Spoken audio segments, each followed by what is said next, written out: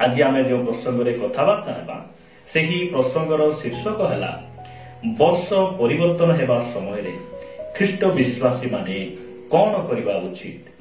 वर्ष परिवर्तन हेबा समय रे ख्रीष्ट विश्वासी माने कौन करबा उचित। एही प्रसंग रे मु प्रभु वाक्यरू आपण मानकू किछि परामर्श देवा सहित आपण मानकू मु उत्साहित करबा पई चाहे। प्रिय भाई भणी माने जदि आमे बीती जाइथिबा 365 दिनर कथा को जदि आमे मने पकाउ, बीती जाइथिबा पुरातन वर्षर किछि मास वर्षर कथा जदि आमे मने पकाउ, हमकु आश्चर्य लागे जे परमेश्वर कि प्रकार भावरे से हमर जत्न नै छथि, आम प्रति ताहांकर कि प्रकार मनोयोग रहिछि एहा आमे जानि पारु। प्रिय भाई भणी माने जो समय रे आमे रोगरे पडिलु सेही समय रे से आमर आरोग्यकारी प्रभु हेले, जो समय आमे अभाव रे पडिलु से आमर जोगाइबार परमेश्वर हेले और आमर से प्रतिपालन कले। जो समय आमे निंदा अपमान दुख कष्ट दे आसिलु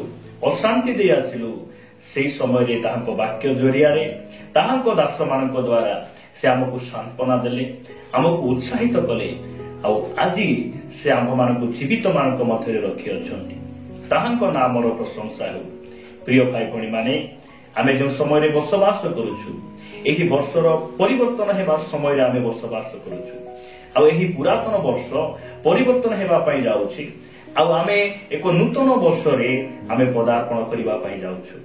तो एही वर्ष परिवर्तन हेबा समय रे जने ख्रीष्ट विश्वासी कोन करिबा उचित एहा आमे निहांती जने ख्रिस्टियन भावरे जानिबा आवश्यक रहिछि। एही दिन मानकरे जदि आपण मान देखिबे ख्रिस्टियन समाज रे हो किबा अन ख्रिस्टियन भाई भणी मानक मध्य रे हो से माने सेलिब्रेशन मूड रे थांती, विभिन्न पर्व पर्वाणी उत्सव पालन करिबारे एवं विभिन्न दर्शनीय स्थान बुली जिबा पई से माने पसंद करंती, भोजी भात खाइबा पीबारे से माने कोन होंती व्यतिव्यस्त थांती, नुआ पोशाक किनिबारे से मानकर विभिन्न मनोभाव गुडी को से माने धारण करी रुहंती। किंतु प्रिय भाई भणी माने मु आपण मान कहिबा पई चाहे जे एही वर्षर परिवर्तन हेबा समय रे आमे ख्रीष्ट विश्वासी भावरे हमर कर्तव्य कोन, आमे केउ काम रे आमे केउ कार्य रे व्यतिव्यस्त हेबार आवश्यक रहिछि। एही प्रसंग रे प्रभुको वाक्यरु किछि कथा मु आपण मान को कहिबा पई चाहे। आसंतु आमे प्रभुको वाक्यरु सीधा सड़क गोटे वाक्य पाठ करू करू आमे आजिर प्रसंग रे आगो को बढ़िबा। आपण माने मो सहित द्वितीय सामुएल 11 अध्याय को आसीबे। द्वितीय सामुएल 11 अध्याय 1 और 2 पद आपण मान को निमंते मु पढिबा पई चाहे। लेखा जाए, अनंतर वर्षर परिवर्तन हेबा समय रे राजा माने युद्ध को जिबा बेले दाऊद जोयाब को और ताहा सहित अपना दास माननकु और समुदाय इस्राएल लोक को पठाइले। तहिरे से माने अमन संतान माननकु संहार करी रब्बा नगर अवरोध कले, मात्र दाऊद जेरूसालेम रे रहिले। प्रिय भाई भणी माने जदि आमे जिहुदी मानकर नियम रीतिनीति को देखो, जिहुदी माने कोन करूथिले जे वर्षर परिवर्तन समय रे से माने युद्ध को जाउथिले, युद्ध करिवार समय से मानकर थिला। आ वर्षर परिवर्तन समय रे दिने कोन हैला जे अमन संतान मानक सहित इस्राएल लोक माने युद्ध को जिबा बेले राजा कोन कले, जोयाब एवं तांकर दास मानकु जे युद्ध क्षेत्र को पठाई देई दाऊद राजा जेरूसालेम रे से रही गले। दाऊद राजा मध्य युद्ध क्षेत्र को जिबार आवश्यक थिला। सेही स्थान रे सेमानकु उत्साहित करिबा पई, सेमानकु परामर्श देबा पई से युद्ध क्षेत्र रे से युद्ध भूमि रे से रहिबा थिला। मात्र दाऊद कोन कले नाही, युद्ध को गले नाही, से घरे रही गले। प्रिय भाई भणी माने जो समय रे राजा दाऊद निज घरे रही गले, जेरूसालेम रे रही गले, रहिला परे ताको जीवन रे कोन होउछि जदि आपण मान देखिबे 2 पद रे लेखा जाए, अनंतर दिने संध्या समय रे दाऊद अपना शय्यारू उठी राजगृहर छात उपरे बुलुथिले। पुणी सेही छात उपरु से एक स्त्री को स्नान करुथिबा देखिले। ସେହି ସ୍ତ୍ରୀ ଦେଖିବାକୁ ଅତି ସୁନ୍ଦରୀ ଥିଲା। ଦାଉଦ ସେ ପ୍ରଭୁଙ୍କ ମନର ମତ ବ୍ୟକ୍ତି ଅଟନ୍ତି। ଯେଉଁ ସମୟରେ ସେ ଶଯ୍ୟାରୁ ଉଠୁଛନ୍ତି ସେ ଛାତ ଉପରକୁ ଯାଉଛନ୍ତି। ଛାତ ଉପରକୁ କାହିଁକି ଯାଉଅଛନ୍ତି? କାରଣ ଦାଉଦ ଦିନକୁ 7 ଥର ପ୍ରଭୁଙ୍କ ନିକଟରେ ସେ ପ୍ରାର୍ଥନା କରୁଥିବା ବ୍ୟକ୍ତି ଥିଲେ। ଆଉ ସେ ଛାତ ଉପରକୁ ଏଥିପାଇଁ ସେ ଯାଉଅଛନ୍ତି ସେ ଯେପରି ପ୍ରଭୁଙ୍କ ଠାରେ ପ୍ରାର୍ଥନା କରିବେ। ପ୍ରାର୍ଥନା କରିବାର ଅର୍ଥ ଯେ ସର୍ବ ଆଡକୁ ଉର୍ଦ୍ଧ୍ୱ ଦୃଷ୍ଟି କରିବା। ମାତ୍ର ଦାଉଦ କଣ କରୁଅଛନ୍ତି? ସେ ଉର୍ଦ୍ଧ୍ୱ ଦୃଷ୍ଟି କରୁନାହାନ୍ତି, ସେ ନିଚ ଦୃଷ୍ଟି କରୁଅଛନ୍ତି। ତଳକୁ ସେ ଅନାଉଅଛନ୍ତି। ଆଉ ତଳକୁ ଅନାଉଥିବା ସମୟରେ ଗୋଟେ ସୁନ୍ଦରୀ ସ୍ତ୍ରୀକୁ ଦେଖୁଛନ୍ତି। ଆଉ ସେ ବ୍ୟଭିଚାର ପାପରେ ପଡି ଯାଉଛନ୍ତି। ପ୍ରିୟ ଭାଇ ଭଉଣୀ ମାନେ, ଆମେ ବର୍ଷର ପରିବର୍ତ୍ତନ ସମୟରେ, ନୂତନ ବର୍ଷରେ ଆମେ ପଦାର୍ପଣ କରିବା ସମୟରେ ଆମେ କେଉଁଠାରେ ଅଛୁ? ଆମେ କଣ କରୁଛୁ? ଆମର ଉଚିତ କଣ? ଯେ ଆମର କର୍ତ୍ତବ୍ୟ ବାସ୍ତବରେ କଣ ଅଟେ? ପ୍ରିୟ ଭାଇ ଭଉଣୀ ମାନେ, ଆଜି ଯଦି ଆପଣ ଖ୍ରୀଷ୍ଟିଆନ ସମାଜରେ ଦେଖିବେ ଯେ ବର୍ଷର ପରିବର୍ତ୍ତନ ସମୟରେ ହେଉ, ଯେକୌଣସି ସମୟରେ ହେଉ, ସେମାନେ ଯୁଦ୍ଧକୁ ଯାଆନ୍ତି ନାହିଁ। ଯୁଦ୍ଧ ବୋଲି କହିଲେ ଇସ୍ରାଏଲ ଲୋକମାନଙ୍କର ଶତ୍ରୁ ଅମନ ସନ୍ତାନ ଗଣ ମାନେ ଥିଲେ। ଆଉ ପୁରାତନ ନିୟମରେ ଶରୀରର ଯୁଦ୍ଧ ଥିଲା। ଆଉ ପରସ୍ପରକୁ ସେମାନେ ଶତ୍ରୁ ବୋଲି ମାନୁଥିଲେ। ମାତ୍ର ନୂତନ ନିୟମରେ ପ୍ରଭୁ ଯୀଶୁ ଖ୍ରୀଷ୍ଟ ତାହାଙ୍କର ଆତ୍ମାଙ୍କ ଦ୍ୱାରା ସେ ଆମକୁ ଶିଖାଇଲେ ଯେ ଆମର ଶତ୍ରୁ ଅମନ ସନ୍ତାନଗଣ ନୁହନ୍ତି। ଆମର ଶତ୍ରୁ ଆମର ଶାସନକର୍ତ୍ତା ମାନେ ନୁହନ୍ତି। ଆମର ଶତ୍ରୁ ଆମର ଶାଶୁ ଶ୍ୱଶୁର, ବନ୍ଧୁ ବାନ୍ଧବ, ଆମର ଶତ୍ରୁ ଆମର ପଡୋଶୀ ଲୋକମାନେ ନୁହନ୍ତି। ଆମର ଶତ୍ରୁ ଶୈତାନ ଅଟେ।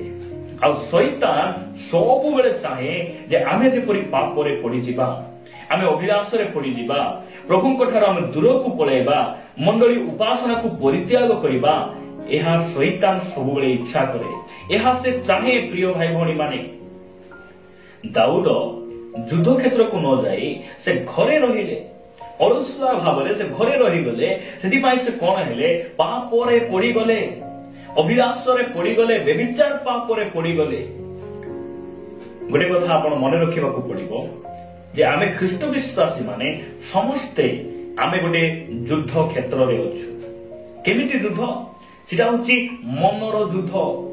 ମନ ମଧ୍ୟରେ ସବୁବେଳେ ଖ୍ରୀଷ୍ଟ ବିଶ୍ୱାସୀ ଜୀବନରେ ଯୁଦ୍ଧ ହୁଏ। ସେଇ ଯୁଦ୍ଧର କଥା ଆପଣମାନଙ୍କୁ ମୁଁ କହିବା ପାଇଁ ଚାହେଁ। ଯଦି ଆପଣମାନେ ଯାକୁବ ପୁସ୍ତକକୁ ଆସିବେ, ଯାକୁବ ପୁସ୍ତକ 1 ଅଧ୍ୟାୟ 14 ପଦରେ ଲେଖାଯାଏ, କିନ୍ତୁ ପ୍ରତ୍ୟେକ ଲୋକ ଆପଣା କାମନା ଦ୍ୱାରା ଆକର୍ଷିତ ଓ ପ୍ରବଞ୍ଚିତ ହୋଇ ପରୀକ୍ଷିତ ହୁଏ। 15 ପଦରେ ଲେଖାଯାଏ, ତାହାପରେ କାମନା ଗର୍ଭଧାରଣ କରି ପାପ ପ୍ରସବ କରେ, ପୁଣି ପାପ ପୂର୍ଣ୍ଣ ମାତ୍ରାରେ ବୃଦ୍ଧି ପାଇ ମୃତ୍ୟୁକୁ ଜନ୍ମ ଦିଏ। ପ୍ରିୟ ଭାଇ ଭଉଣୀ ମାନେ, ମନୁଷ୍ୟ ମନରେ ସବୁବେଳେ ଯୁଦ୍ଧ ହୁଏ। ଆମେ ଗୋଟେ ଯୁଦ୍ଧ ଭୂମିରେ ଅଛୁ।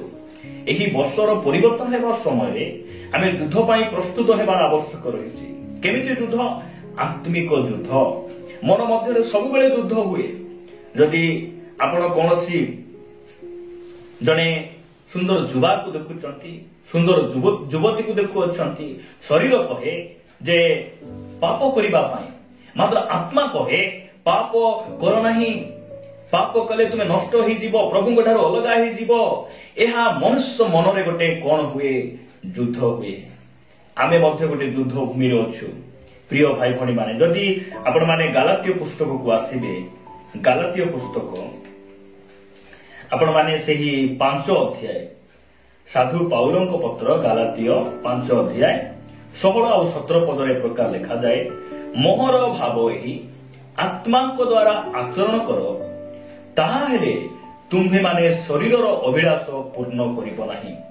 କାରଣ ଶରୀରର ଅଭିଳାଷ ଆତ୍ମାଙ୍କ ପ୍ରତିକୂଳ, ଆଉ ଆତ୍ମାଙ୍କ ଅଭିଳାଷ ଶରୀରର ପ୍ରତିକୂଳ।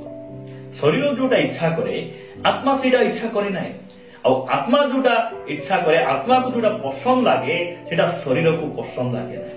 ଶରୀର ଇଚ୍ଛା କରେ ମଦ ପିଇବା ପାଇଁ, କିନ୍ତୁ ଆତ୍ମା ସେଟା ପସନ୍ଦ କରେ ନାହିଁ। ପ୍ରିୟ ଭାଇ ଭଉଣୀ ମାନେ, ଆମେ ଗୋଟେ ଯୁଦ୍ଧ ଭୂମିରେ ଅଛୁ। ଯୁଦ୍ଧ ନିମନ୍ତେ ପ୍ରସ୍ତୁତ ହେବାର ଆବଶ୍ୟକ ରହିଛି।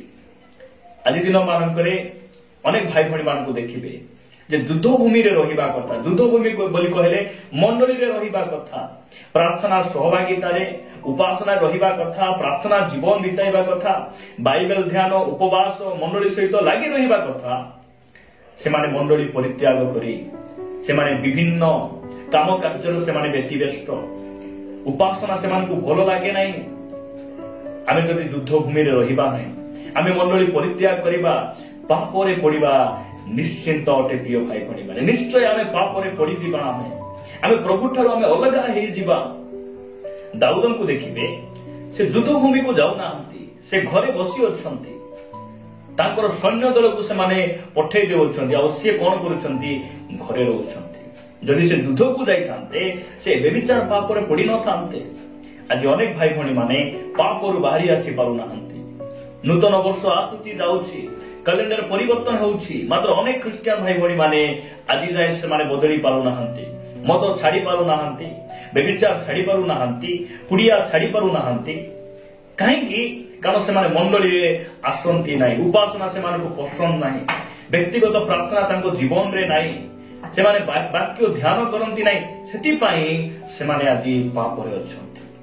ଦାଉଦ ସମସ୍ତଙ୍କୁ ପଠେଇ ଦେଲେ, ସେ ଘରେ ରହିଗଲେ। ଆଜି ମଧ୍ୟ ଅନେକ ଭାଇ ଭଉଣୀ ମାନଙ୍କୁ ଆପଣ ଦେଖିବେ, ଅନେକ ମା ମାନଙ୍କୁ ବାପା ମାନଙ୍କୁ ଦେଖିବେ, ନିଜର ସ୍ତ୍ରୀକୁ ଆଉ ପିଲା ଛୁଆକୁ ସେମାନେ ମଣ୍ଡଳୀ ପଠେଇ ଦିଅନ୍ତି। ଆଉ ସେମାନେ କଣ କରନ୍ତି? ଘରେ ଆରାମରେ ବସି ରୁହନ୍ତି। ଘରେ ଯଦି ଆପଣ ବସିଛନ୍ତି, ଆପଣଙ୍କୁ ନିଶ୍ଚିତ ଟିଭି ଦେଖିବା ପାଇଁ ଇଚ୍ଛା ହେବ, ଟିକେ ସାଇ ବୁଲିବାକୁ ଇଚ୍ଛା ହେବ, ପରଚର୍ଚ୍ଚା କରିବାକୁ ଇଚ୍ଛା ହେବ। ଆପଣ ନିଶ୍ଚିତ ଆପଣ ଡେଫିନେଟଲି ପାପରେ ଆପଣ ପଡ଼ିବେ। ପ୍ରିୟ ଭାଇ ଭଉଣୀ ମାନେ, ଏହି ବର୍ଷର ପରିବର୍ତ୍ତନ ସମୟରେ ଯୁଦ୍ଧ ନିମନ୍ତେ ପ୍ରସ୍ତୁତ ହେବା। ଦାଉଦ ବର୍ଷର ପରିବର୍ତ୍ତନ ସମୟରେ ସେ ଯୁଦ୍ଧ ନିମନ୍ତେ ପ୍ରସ୍ତୁତ ହେଲେ ନାହିଁ, ସେ ପାପରେ ପଡ଼ିଗଲେ। କିନ୍ତୁ ଯେଉଁମାନେ ଯୁଦ୍ଧ କ୍ଷେତ୍ରରେ ଗଲେ, ସେମାନେ ଅମନ ସନ୍ତାନ ଗଣକୁ ବଦ୍ଧ କରି ସେମାନଙ୍କୁ ସଂହାର କରି ରବା ନଗରକୁ ସେମାନେ କଣ କଲେ? ଅଧିକାର କଲେ। ସେହି ଅମନ, ଆଜିର ଅମନ ହେଉଛି, ସେଇ ଅମନ ସନ୍ତାନ ଗୁଣ ହେଉଛନ୍ତି ଶୈତାନ। ଆଉ ସେଇ ଶୈତାନ ଆଉ ଆମ ମଧ୍ୟରେ ସବୁବେଳେ କଣ ହୁଏ? ଯୁଦ୍ଧ ହୁଏ। ଯଦି ଆପଣ ମାନେ ପ୍ରଥମ ପିତର 5 ଅଧ୍ୟାୟକୁ ଆସିବେ, ପ୍ରଥମ ପିତର 5 ଅଧ୍ୟାୟ 8 ଆଉ 9 ପଦରେ ପ୍ରକାର ଲେଖାଯାଏ, ସଚେତନ ହୋଇ ଜାଗ୍ରତ ରୁହ, ତୁମ୍ଭମାନଙ୍କ ବିପକ୍ଷ ଶୈତାନ। ଆମର ବିପକ୍ଷ କୌଣସି ମନୁଷ୍ୟ ନୁହନ୍ତି, ଆମର ବିପକ୍ଷ ଶୈତାନ। ଶୈତାନ ମନୁଷ୍ୟ ଭିତରେ ପଶେ, ଆଉ ଆମକୁ ବିନାଶ କରିବା ପାଇଁ, ଆମ ଜୀବନରେ ଅମଙ୍ଗଳ ଘଟାଇବା ପାଇଁ ସେ କଣ କରେ? ସେମାନଙ୍କୁ ପ୍ରବର୍ତ୍ତାଏ। ଆଉ ଆମର ବିପକ୍ଷ ହେଉଛି ଶୈତାନ। ସେ କଣ କରୁଛି? ସିଂହ ପ୍ରାୟ ଗର୍ଜନ କରି କାହାକୁ ଗ୍ରାସିବ ଏହା ଖୋଜି ବୁଲୁଅଛି। ସେଥିପାଇଁ ଆମକୁ କଣ କରିବାର ଅଛି? ସଚେତନ ରହିବାର ଅଛି, ଆମେ ଜାଗ୍ରତ ରହିବାର ଅଛି। ଜାଗ୍ରତ ରହିବାର ଅର୍ଥ କଣ? ମଣ୍ଡଳୀ ସହିତ ଲାଗି ରହିବା, ପ୍ରାର୍ଥନାରେ ଆମେ କଣ ହେବା? ବ୍ୟସ୍ତ ରହିବା, ଉପବାସ ବାଇବେଲ ଧ୍ୟାନରେ ଆମେ ଲାଗି ରହିବା। ଏହି ନୂତନ ବର୍ଷ ସମୟରେ, ବର୍ଷ ପରିବର୍ତ୍ତନ ହେବା ସମୟରେ ଆମେ ଆମର ଆତ୍ମିକ ଯୁଦ୍ଧ ନିମନ୍ତେ ଆମେ ପ୍ରସ୍ତୁତ ହେବା। ଆମର ଶତ୍ରୁକୁ ପ୍ରଭୁ ଯୀଶୁ ଖ୍ରୀଷ୍ଟ କ୍ରୁଶରେ ସେ ହରାଇ ଅଛନ୍ତି। ଆମର ଶତ୍ରୁ ସିଏ, ମାତ୍ର ହାରିଥିବା ଶତ୍ରୁ, ଏହା ଆମେ କେବେ ମଧ୍ୟ ଭୁଲିବା ଉଚିତ ନୁହେଁ। ଆଉ ପ୍ରିୟ ଭାଇ ଭଉଣୀ ମାନେ, ତାକୁ ସାମ୍ନା କରିବାକୁ ହେଲେ ଆମେ ଯୁଦ୍ଧ ନିମନ୍ତେ ପ୍ରସ୍ତୁତ ହେବାର ଅଛି। ଆଉ ସେହି ଯୁଦ୍ଧର ଅସ୍ତ୍ର ଶସ୍ତ୍ର ଗୁଡିକ ଆମକୁ ଧାରଣ କରିବାର ଆବଶ୍ୟକ ରହିଛି। ଆମେ ସେ ବାକ୍ୟକୁ ଧାରଣ କରିବାର ଅଛି, ଆମର ପ୍ରାର୍ଥନା ଜୀବନକୁ ସଜାଡ଼ିବାର ଅଛି। ଆମେ ଉପବାସରେ ପବିତ୍ର ଆତ୍ମାରେ ପୂର୍ଣ୍ଣ ହୋଇ ସେହି ଗୌରବମୟ ସୁସମାଚାରକୁ ଆମ ଜୀବନରେ ଆମେ ଧାରଣ କରିବା ଆବଶ୍ୟକ ରହିଛି, ଯଦ୍ୱାରା ଆମେ ଏହି ବର୍ଷର ପରିବର୍ତ୍ତନ ସମୟରେ ଆମେ କଣ ହେଇପାରିବା? ଆମର ଏହି ଆତ୍ମିକ ଯୁଦ୍ଧରେ ଆମେ ଜୟ ପାଇପାରିବା। ଆପଣମାନେ ଯଦି ଏଭ୍ରି ପୁସ୍ତକ 10 ଅଧ୍ୟାୟ 25 ପଦ ପଢିବେ, ଆଉ କେହି କେହି ଯେପରି ଆମ୍ଭମାନଙ୍କ ମଣ୍ଡଳୀ ଉପାସନା ପରିତ୍ୟାଗ କରିଥାନ୍ତି, ଆମ୍ଭେମାନେ ସେପରି ନ କରୁ, ବରଂ ପରସ୍ପରକୁ ଉତ୍ସାହ ଦେଉ, ବିଶେଷତଃ ଯେତେବେଳେ ତୁମେମାନେ ପ୍ରଭୁଙ୍କ ଦିନ ନିକଟବର୍ତ୍ତୀ ହୋଇ ଆସୁଅଛି ବୋଲି ଦେଖୁଅଛ। ପ୍ରିୟ ଭାଇ ଭଉଣୀ ମାନେ, ପ୍ରଭୁଙ୍କ ନାମର ଗୌରବ। ଆମେ ଏହି ବର୍ଷର ପରିବର୍ତ୍ତନ ହେଉଥିବା ସମୟରେ, ବର୍ଷ ଆସୁଥିବ ଯାଉଥିବ, କ୍ୟାଲେଣ୍ଡର ବର୍ଷକୁ ବଦଳୁଥିବ, ମାତ୍ର ଦୁଃଖର ବିଷୟ ଆଜି ଅନେକ ଭାଇ ଭଉଣୀ ମାନେ ସେମାନେ ପରିବର୍ତ୍ତନ ହେଇନାହାନ୍ତି। ଦିନ ଦିନ, ମାସ ମାସ ସେମାନେ ମଣ୍ଡଳୀ ଗୃହରେ ଆସନ୍ତି ନାହିଁ।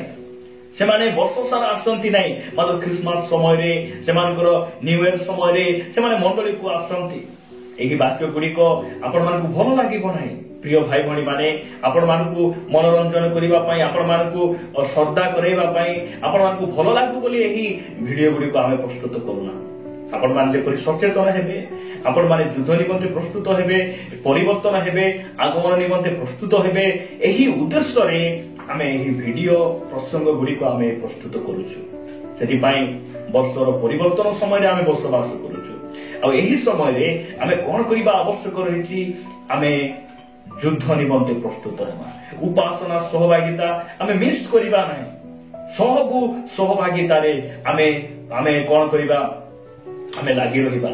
ପ୍ରଭୁଙ୍କ ସହିତ ଆମେ ଚାଲିବା, ତାହାଙ୍କର ଆଜ୍ଞାକାରୀ ସନ୍ତାନ ସନ୍ତତି ହେବା, ଆଜ୍ଞାକାରୀ ବିଶ୍ୱାସୀ ବିଶ୍ୱାସିନୀ ହେବା, ଏହା ପରମେଶ୍ୱର ଇଚ୍ଛା କରନ୍ତି। ପ୍ରଭୁ ଏହି ବାକ୍ୟ ଦେଇ ଆମ ପ୍ରତ୍ୟେକଙ୍କୁ ପ୍ରଚୁର ଭାବରେ ଆଶୀର୍ବାଦ କରନ୍ତୁ। ଆମେନ୍।